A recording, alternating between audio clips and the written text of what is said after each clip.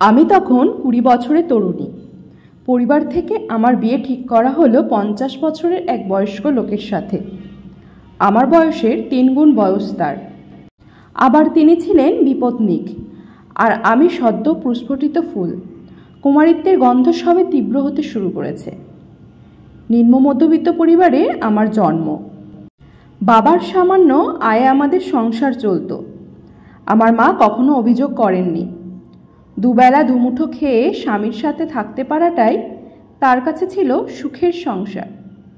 শুনেছি একবার নাকি বাবার বিলেত যাওয়ার সুযোগ হয়েছিল। মা নাছোড়বান্দা, তিনি দুবেলা পান্তা খাবেন, তবু স্বামীকে দূরে পাঠাবেন না। এতে আয় কম হলে হোক, পেটে কিছু পড়লেই হলো। আমিও মায়ের মতোই স্বপ্ন দেখতাম, অল্প রোজগারে সংসার সাজানোর। অভাব থাকলে থাকবে, ভালোবাসা থাকতে হবে অফুরন্ত। আমার বেলায় তাদের মত পাল্টে গেল। বিত্তশালী এক লোকের সাথে তারা আমার বিয়ে দিয়ে দিল। ওনার আগের বউয়ের 2টো বাচ্চাও আছে। বাসরাতে লোকটি শান্ত মেজাজে আমার পাশে এসে বসে। নাক সিটকিয়ে চোখ ফিরিয়ে নিই, মনে মনে বুড়ো বলে গালিও দিই। বিষয়টা বুঝতে পেরে উনি বললেন, আমি জানি আমাকে তোমার পছন্দ নয়। আমার রঞ্জনের জন্য আমি বিয়েটা করিনি। বাচ্চা দুটো খুব মা কাতুরে জানো। কমলা মরে যাওয়ার পর সবসময় ওর মাকে খুঁজে বেড়ায়। মায়ের জন্য ওরা কাঁদে। আমি তোমার কাছে স্বামীর অধিকার চাইতে আসিনি, তবে অনুরোধ করে বলছি, বাচ্চা দুটোকে একটু আগলিয়ে রেখো। কঠিন স্বরে তাকে আমি বলি, আপনার বাচ্চাদের আমি খেয়াল রাখব, তবে আমি পড়াশোনা চালিয়ে যেতে চাই। আর আমি বাচ্চাদের নিয়ে আলাদা ঘরেই থাকব। সেই ঘরে আপনি যেতে পারবেন না। উনি হেসে বললেন, বেশ, তুমি যা চাইবে তাই হবে। এখানে তুমি নিরাপদেই থাকবে। শুধু এটুকু বলেই লোকটি ঘর থেকে বেরিয়ে যান। আমি অবাক হয়ে চেয়ে দেখি তার প্রস্থানের পথ। বুড়োকে আমার সহ্য হতো না ঠিক, তবে তার বাচ্চা দুটো খুব দ্রুত আমার মনে বিশাল আকারে জায়গা করে নেয়। গর্ভে ধারণ না করেও যে মা হওয়া যায় তার বাস্তব প্রমাণ ছিল তারা। কলেজ থেকে যখন বাড়ি ফিরতাম, দীর্ঘ 3 ঘন্টা পর আমায় দেখতে পেয়ে তারা যে কি সুন্দর খুশি হতো। মা ডাকের সমসুরে তারা আমার তৃষ্ণার্ত প্রাণ ভিজিয়ে দিত।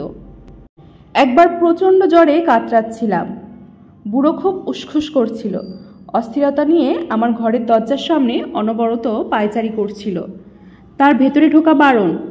বাচ্চা দুটোর একজনের হাতে ওষুধ আর একজনের হাতে জল ভর্তি বাটি দিয়ে ফিসফিস করে বলছিল, মার জ্বর হয়েছে, মাকে ওষুধ খাইয়ে দাও, জলপট্টি দিয়ে দাও, যাও।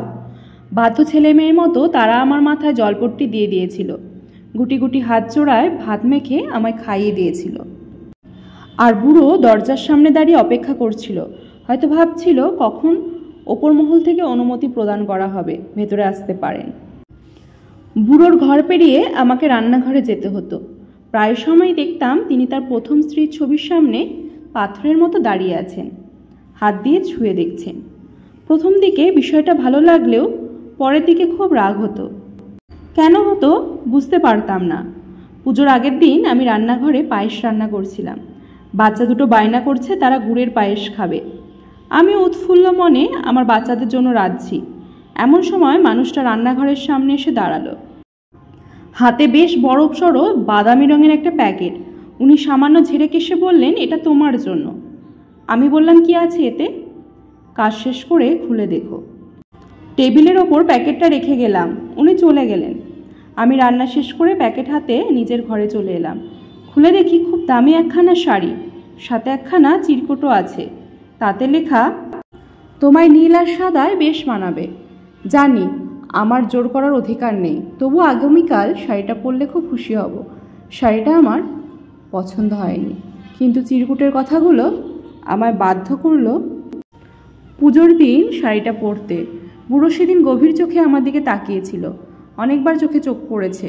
লজ্জায় সে অন্যদিকে চোখ ফিরিয়ে নিয়েছে ঠিকই, কিন্তু পুনরায় তাকানোর লোভ উপেক্ষা করতে পারেনি। প্রতিদিন গভীর রাত পর্যন্ত লোকটির চিলেকোঠার ঘরের টেবিলে ল্যাম্প জ্বলত। ধূসর রঙের এক ডায়েরির ওপর সে মুখ থুবড়ে পড়ে থাকত। বিরামহীনভাবে কিছু না কিছু লিখে যেত, আর লেখা শেষে চশমা খুলে চোখ জোড়া কচলিয়ে যত্ন করে ডায়েরি তুলে রাখত, যেন কোনো মূল্যাতীত বার্তা রাখা আছে সেখানে। বুড়োর চায়ের নেশা ছিল। একদিন বিকেলে অসাবধানবশত চায়ের সসপ্যান ফসকে গরম জল আমার হাতের কিছু অংশে পড়ে। যন্ত্রণায় চেঁচিয়ে উঠি। তিনি আমার চিৎকার শুনতে পান, উন্মাদের মতো ছুটে আসেন। কি হয়েছে? হাতে গরম জল পড়েছে, কই দেখি। তিনি উদ্বিগ্ন মুখে এগিয়ে আসেন, আমার হাত ধরেন। সেই স্পর্শে কোনো চাহিদা ছিল না, কোনো আকাঙ্ক্ষা ছিল না, তবে মিশেছিল অনুরাগ, না বলা অনেক অনুরক্তি। সেদিন তিনি আমার হাতে বার্নার লাগিয়ে দিয়েছিলেন। আমি কোনো প্রতিবন্ধকতা সৃষ্টি করিনি। মানুষ বেঁচে থাকলে বদলায়, আমিও মানুষ। এই নিয়ম অবজ্ঞা করার সাধ্য আমার নেই। দাঁত থাকতে দাঁতের মর্ম মানুষ বোঝে না, প্রচলিত সত্যি কথাটি। মানুষ সঠিক সিদ্ধান্ত নিতে কখনো কখনো এতটাই দেরি করে ফেলে, ফলাফল হয় শূন্য। বেশ কয়েকদিন ধরে বুড়ো তীব্র মাথা ব্যথার যন্ত্রণায় ভুগছিলেন। রাতে ঘুমোতে পারেন না। এই দেখে তাকে বললাম ডাক্তার দেখাতে। উনি আমার দিকে তাকিয়ে বললেন, তুমি যাবে আমার সাথে? যাব। বুড়ো খুশি হয়ে গেলেন। আমি ওনার সাথে ডাক্তারের কাছে গেলাম। সিটি স্ক্যান করা হলো, এমআরআই করা হলো। ডাক্তার আমায় আলাদা করে ডেকে বললেন, রোগীর ব্রেন টিউমার হয়েছে। টিউমারের অবস্থা ভালো নয়, চিকিৎসা করিয়ে বিশেষ লাভ হবে না। চেষ্টা করতে তো কোনো দোষ নেই, আপনি ব্যবস্থা করুন। প্রয়োজনে রোগীকে আজই ভর্তি করা হোক। ডাক্তারের সাথে কথা বলে বাইরে বেরিয়ে আসি। বুড়ো আমায় দেখে ফ্যাকাশে হাসল। আমি ধীর পায়ে টলতে টলতে তার সামনে গিয়ে বসি। আমার বিবাহিত জীবনে এই প্রথম তাকে জড়িয়ে ধরি, দুই বাহু প্রসার করে জড়িয়ে ধরি। আমার চোখ দিয়ে অজস্র ধারা সেদিন টপ টপ করে ঝরে পড়ছিল। ডাক্তারের সকল চেষ্টা আর আমার প্রার্থনা দুটোই বিফলে যায়। শাস্তিস্বরূপ ওপরওয়ালা বুড়োটাকে আমার কাছ থেকে কেড়ে নেয়। সেদিন আকাশে শ্রাবণের মেঘ ছিল, শঙ্খচিল ডানা ঝাপটে উড়ে বেড়াচ্ছিল নীল আকাশে। মেঘের ফাঁকে উঁকি দেওয়া রোদের তীব্রতা ছিল না। বুড়োর চিলেকোঠার ঘরের জানলা খোলা ছিল। বাতাসের তীব্রতায় খুলে গেছিল ডায়েরির পাতা। সেটি হাতে নিয়ে আমি পড়তে শুরু করি। পড়তে পড়তে আমার চোখ ঝাপসা হয়ে যায়। ডায়েরির শেষ পাতায় শুকিয়ে যাওয়া চোখের জলের ওপর লেখা ছিল, মানুষ প্রেমে পড়ে, বারবার প্রেমে পড়ে। আমায় দেখে তরুণীর নাক সিটকানোর স্বভাব আমায় বাধ্য করে তাকে ভালোবাসতে।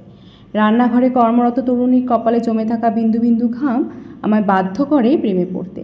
নীল সাদা শাড়িতে তার স্নিগ্ধ মুখখানি যেন আমার চোখের মণি।